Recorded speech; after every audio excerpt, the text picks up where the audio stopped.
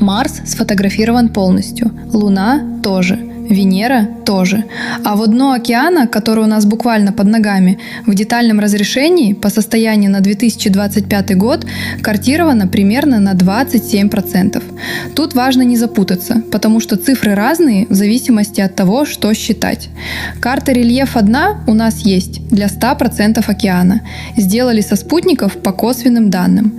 Но разрешение этой карты около 5 километров на пиксель. HiRISE, камера орбитального аппарата НАСА на Марсе, снимает в режиме детальной съемки с разрешением около 25 сантиметров. Морская гора в 4 километра высотой может стоять на дне Тихого океана и не быть ни в одной базе данных, просто потому, что туда никто не добрался с нормальным сонаром. Так и происходит, когда суда начинают детальную съемку необследованных районов, горы находят регулярно. Я долго думала, что фраза «мы знаем дно океана хуже, чем Марс» — поэтическое преувеличение. Нет. В техническом смысле это буквально верно. Проект Seabed 2030, запущенный в 2017 году, ставит целью детально картировать все дно к 2030-му. За 8 лет добрались до 27 с небольшим процентов. Скорость растет. Только за 2024 год добавили площадь примерно с индийский субконтинент. Но к 30-му все равно не успеют. Причина простая. Сонар нужно тащить кораблем прямо над нужным местом. Кораблей не хватает. Денег тоже. Это не драматизация, это просто логистика. Летом 1997 года гидрофоны NOAA, подводные микрофоны, расставленные по всему Тихому океану, зафиксировали звук. Низкочастотный, очень мощный, с нарастающей интонацией в конце. Его приняли сразу несколько станций, разнесенных на 4800 километров. Это важная деталь, расстояние между станциями примерно от Москвы до Нью-Йорка. Чтобы звук дошел до обеих, он должен быть фантастической мощности. Звук назвали блуп – бульк. Интернет немедленно решил, что это морской монстр. Аудиопрофиль действительно напоминал биологический сигнал с частотными переходами, характерными для живых существ. Одна проблема – такой звук не мог бы издать ни один организм на планете. Синий кит, самое громкое живое существо в океане, рядом не стоит. Разгадка пришла в 2012 году. Ученый из NOAA Роберт Зяк сравнил спектрограмму блупа с записями антарктических ледников, и они совпали. Криосейсм – огромный кусок ледника ломался и сползал в воду. Сейчас NOAA фиксирует десятки тысяч похожих звуков ежегодно. Просто в 1997-м никто не знал, что это такое. 15 лет от записи до ответа. В океане, который мы считаем изученным, лежал звук ломающегося льда, и мы не могли его опознать. Есть вещь, про которую я долго думала, что это метафора. Оказалось, нет. На дне Мексиканского залива, примерно в 1000 метров под поверхностью воды, есть озеро. Настоящее. С берегом, с волнами, с тихой поверхностью. Называется «Джакузи отчаяния». Имя дали исследователи из экспедиции 2015 года. И стало понятно почему, когда посмотрели внутрь. Вода там в 5 раз солонее морской. Настолько плотная, что просто не смешивается с окружающим океаном. Оседает в углублении дна отдельным телом, с четкой границей, которую видно в камеру. Плюс растворенный метан и сероводород. Краб или рыба, заплывшие внутрь, обездвиживаются за секунды. Вода мгновенно нарушает их химический баланс. На дне этого озера лежат несколько таких крабов. Законсервированных, не разложившихся, потому что кислорода для бактерий разложения там нет. Похожие рассольные бассейны нашли в Средиземном и Красном морях. В общей сложности этого несколько десятков, хотя наверняка существуют сотни незафиксированных. Самый крупный из известных – Атлантис-2 в Красном море. Объем около 17 кубических километров. Температура воды внутри около 68 градусов. pH около 5. Это уже не соленое озеро, а гидротермально активный котел, который кипит на километровой глубине сам по себе. Именно поэтому детальная карта дна так важна. Рассольные бассейны мы обнаруживаем случайно, когда чей-то аппарат оказывается рядом. Сколько их районах, куда мы еще не добрались, этого неизвестно. В 2022 году экспедиция Ocean X нашла несколько бассейнов у берегов Саудовской Аравии в Акабском заливе. Это там, где по предыдущим оценкам их быть не должно. И вот что интересно, помимо самого факта их существования, там живут бактерии. Несмотря на отсутствие кислорода, убийственную кислотность и пятикратную соленость, целые сообщества. Некоторые из них вырабатывают молекулы с потенциальными антибактериальными и противораковыми свойствами. Этим уже занимаются фармацевты. Без кислорода нет бактерий разложения, поэтому все, что оседает в бассейне, хранится тысячелетиями. Осадочные слои внутри фиксируют следы древних катастрофических волн с точностью, которую трудно получить другим способом. Ученые только начинают это читать. В 1944 году двое американских ученых, Морис Юинг и Джей Ворзел, взорвали 4 фунта динамита на определенной глубине в Атлантике. Другой корабль, стоявший в 1600 километрах, услышал взрыв четко. Это была первая демонстрация канала SAFAR Sound Fixing and Ranging. На глубине около 1000 метров температура и давление создают слой, где скорость звука минимальна. Звук в этом слое не расходится во все стороны. Он ловится в волновод и идет горизонтально на 1000 километров, почти не теряя энергии. Физически это работает похоже на оптическое волокно для света. Не расширяется, не рассеивается, просто бежит вперед. В 1991 году в рамках эксперимента Heard Island взрыв у берегов Австралии уловили гидрофоны сразу в нескольких точках всех 5 океанов. Почти половина длины окружности Земли. Синие киты пользуются этим каналом для общения.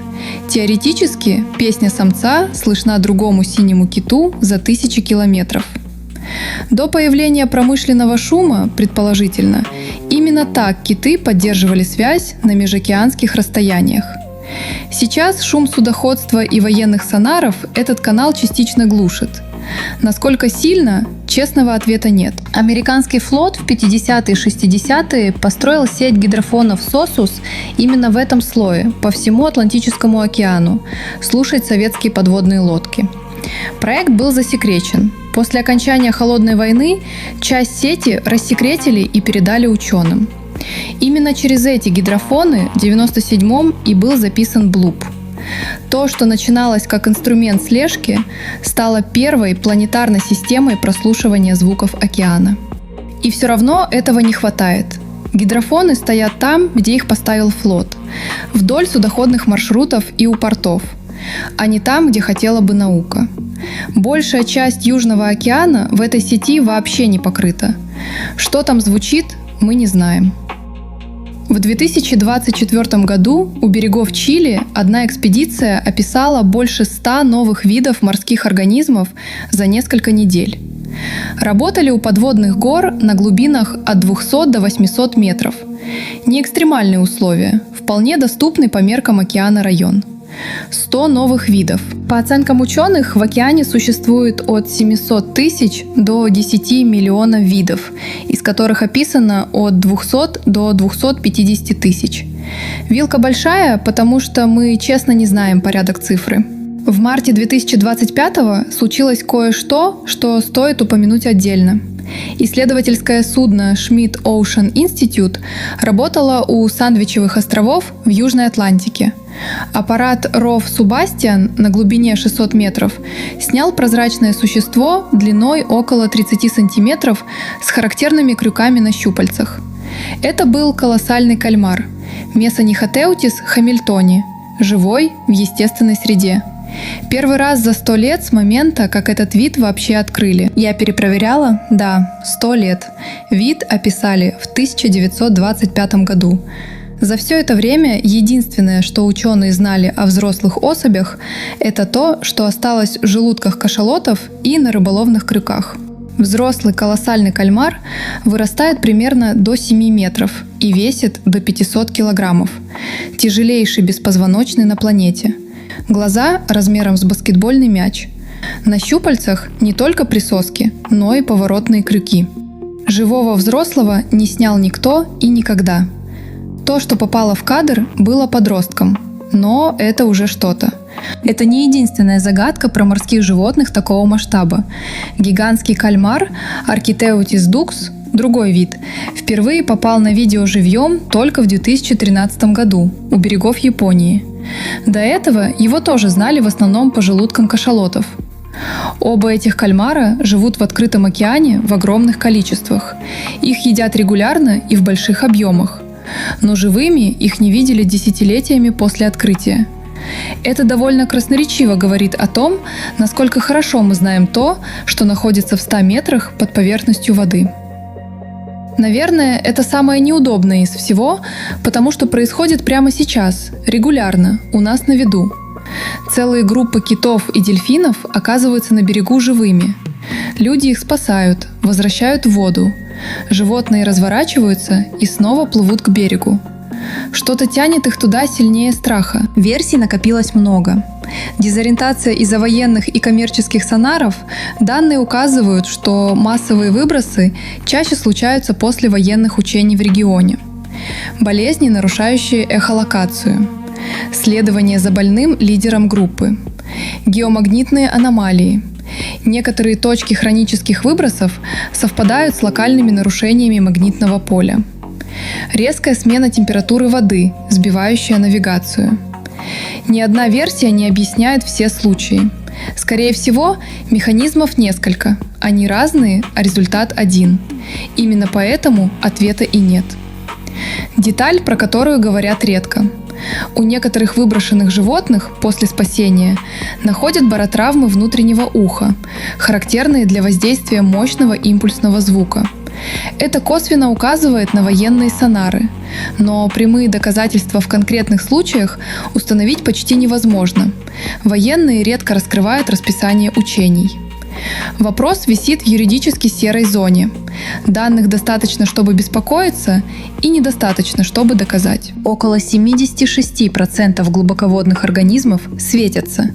Не некоторые, не многие, большинство.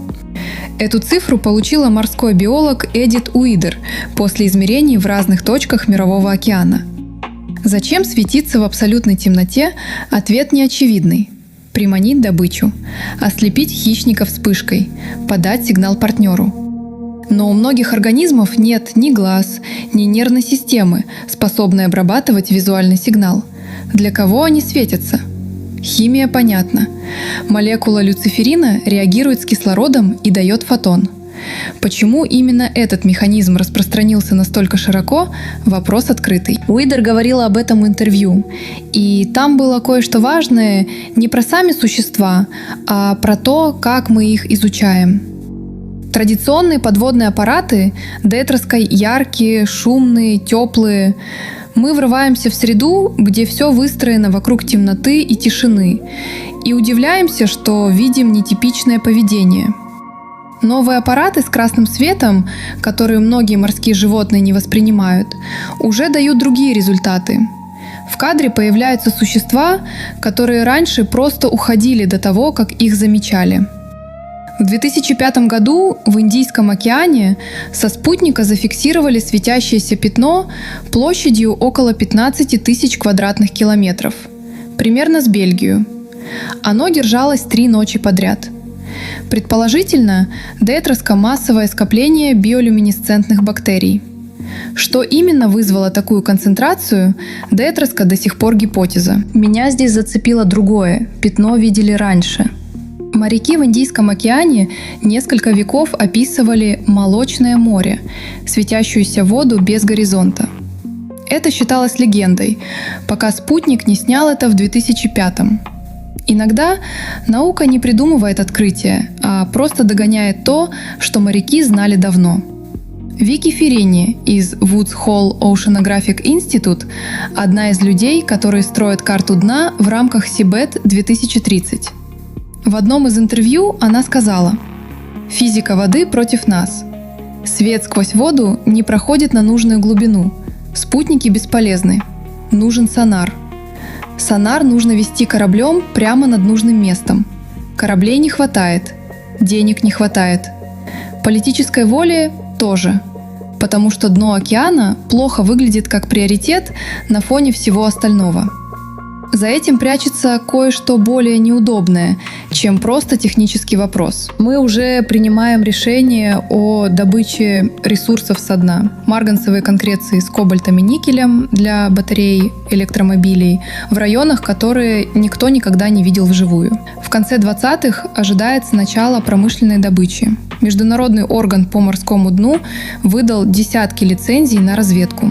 В 2023 году больше 700 ученых из 40 стран подписали открытое письмо. Подождите хотя бы до тех пор, пока не будет базового понимания экосистем в целевых районах. Добыча пока не началась. Давление не прекращается. Это именно та ситуация, где незнание и экономические интересы движутся в разные стороны, и пока непонятно, что победит. Океан занимает 71% поверхности Земли, поглощает около 90% тепла, которое накапливается из-за изменения климата, производит больше половины кислорода в атмосфере, не леса, а фитопланктон в верхних слоях воды. Регулирует температуру планеты через медленные потоки, перемещающие тепло от экватора к полюсам. Все это мы знаем, это хорошо задокументировано. А вот что в нем живет, не знаем толком. Как устроены сообщества на глубинах, не знаем. Почему киты выбрасываются на берег, не знаем. Как работает биолюминесценция в организмах без глаз и нервной системы, не знаем. Эдит Уидер в своей книге написала примерно так. Мы изучаем океан, как те слепые, которые ощупывают слона. У каждого есть свой кусок, но целого никто не видел. Я бы добавила одну поправку. В нашем случае слон еще и почти нигде не стоит смирно. Честно говоря, я не нашла в этом ничего тревожного. Скорее другое. У планеты еще есть места, куда мы по-настоящему не дошли.